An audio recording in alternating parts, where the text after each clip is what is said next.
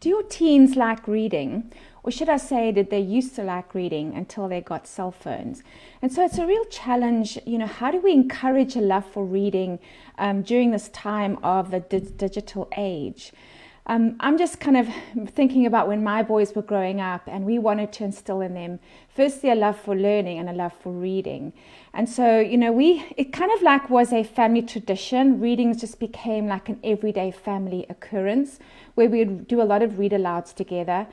We would, they would either be journaling while I was reading to them, or they were playing with their puzzles or with their Legos. And it was always a very enjoyable experience. And I remember a couple of times we would choose a really great book. I always chose exciting adventure books, having boys, have three boys. And sometimes the books would be so exciting that we just carry on reading the whole week until the book was done. And that was our home education for the week. And so, I hold a lot of happy memories. These were our golden family moments together. And we have a lot of wonderful memories of us reading together as a family. And even as they grew up into their teen years, I was still reading aloud to them until my youngest was about 16. And so we always had that. It was actually, I guess you could say, reading was a family value to us. And so how do we sort of create some opportunities for our teenagers now that they have so much, catching their attention, cell phones, digital movies? We have a world of just instant movie watching and streaming and that sort of thing. And so we have a really difficult task here. And so I have a couple of suggestions that I have that you can begin to implement in your family. And hopefully you already are reading a lot of books. You are if you're a homeschooling family, you already do have a lot of books around you. I always have a lot of books. I've got lots of bookshelves of books. And we've done a lot of moving, and so I unfortunately have a lot that have left back in Africa. And so my favorite place is the library. And so what I do is I often preview a book. I go to the library. I'm always getting books out the library. And so that's one way you could, make sure there's always books around you. And you can also buy secondhand books. You don't always have to buy new books. And so the library is a great place to start as well. And for you to preview books and see whether you actually want to buy it. And that's what I do a lot of at the moment. You can just, start creating those family reading times together if you don't have those already implemented. Talk about what are their, obviously you want to read books that they're interested in. You want books to be captivating. You want them to be able to discuss the characters and learn about themselves through the whatever books you're reading. And so, make sure that it's according to their interests. And the other thing is you could also brainstorm ideas of how you could start reading together as a family. And teenagers love to give ideas. And so when they have their ideas, there's greater buy-in. And so just hear from them what suggestions they have.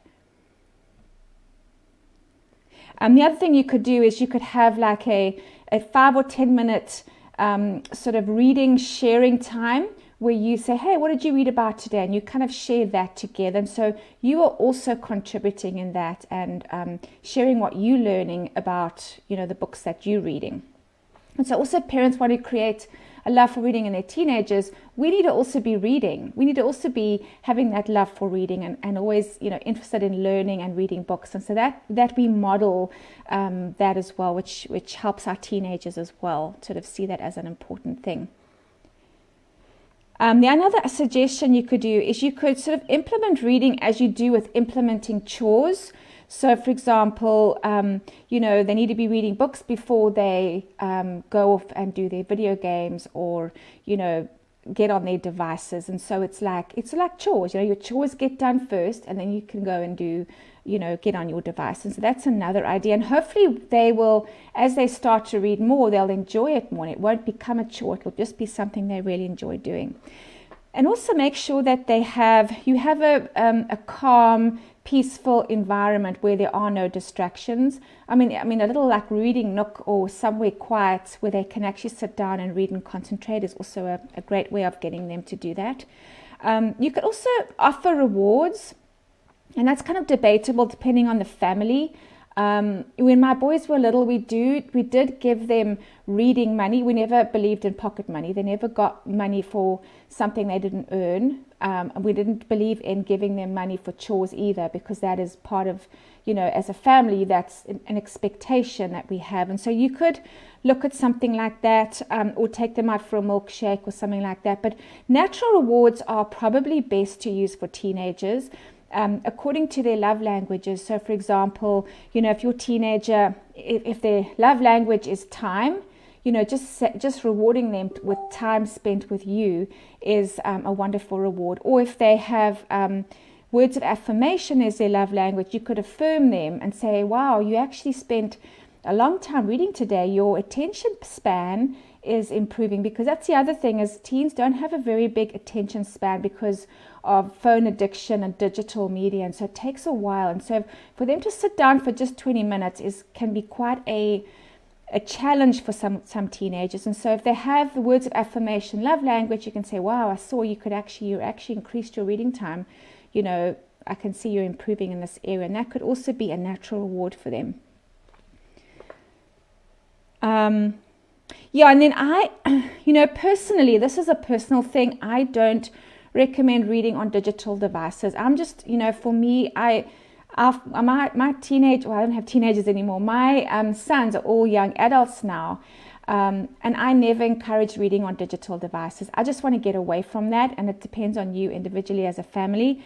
But, real books, they're multi-sensory. You can write in them, if you own them and not from the library. And I just find that they are just, it also, if you're on your phone and you've got a book on your phone, and if that's what you enjoy, just make sure your teen knows that you're not just scrolling down social media, that you're actually reading a book, because you also want to be a model when it comes to being on your phone. And so there's kind of that's just my personal thing. I prefer real hard copy books.